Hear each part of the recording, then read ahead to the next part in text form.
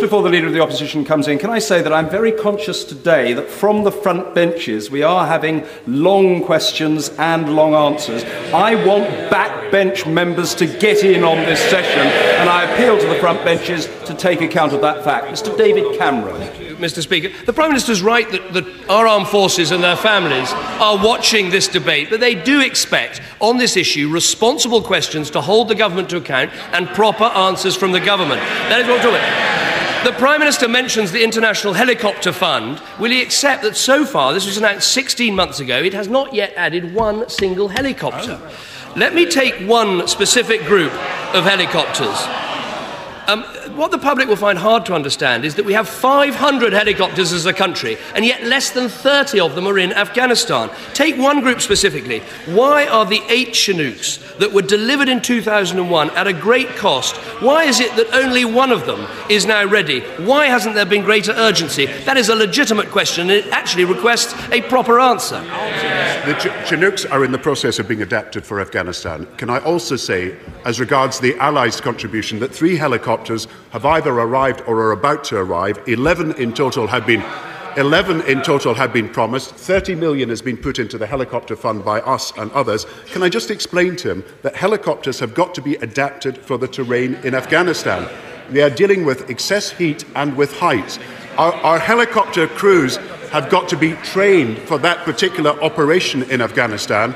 And the reason that we have greater capability now is we have not only more helicopters in the field, but we've also more capability as a result of more flying hours being done by helicopter pilots and more staff available, and because we've readapted some of the helicopters to be able to do that. Now, I think it's important to recognise that, yes, our military commanders will always want more equipment, and rightly so. But yes, also, Sir Jock Stirrup, the Chief of the Defence Forces, has said that our armed forces are better equipped than ever before. I am not complacent. We will always be vigilant. But I don't believe that this should be a subject of cross-party disagreement. I believe that we are making the provision that is necessary, both for helicopters and for equipment on the ground. Thank you, Mr. Speaker. One way to help settle this debate, which is an important debate, is that the Ministry of Defence asked Bernard Gray to conduct a review of our helicopter procurement. That report is meant to be out in July. There are rumours it is being delayed and rewritten. Could he make clear that this report will be published in full and unredacted before the summer? Speaker, we said last week that we are doing work related to a new defence review. We're looking, first of all, at the strategic aspects of that review, and then in the next Parliament there will be a full defence review. I think that is the right way to proceed, and I believe that Bernard Gray's report will be a significant part of the review, but we will start the review with a publication of what we believe are the strategic tasks ahead. Mr. David Cameron. Absolutely no answer to the question about this important review.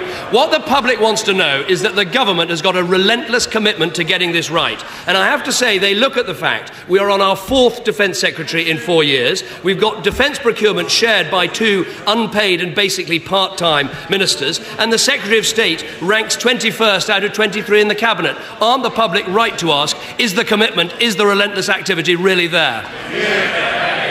Mr. Speaker, I'd hope that this debate could have escaped party politics and partisan bonds. I do believe at this particular time we have a duty to our armed forces. Now, I think it is right that I explain to the House what equipment is available, what we're doing on helicopters, what we're doing on other equipment, and what we're doing on the numbers of our armed forces. These are all legitimate questions, and they should be answered by the government.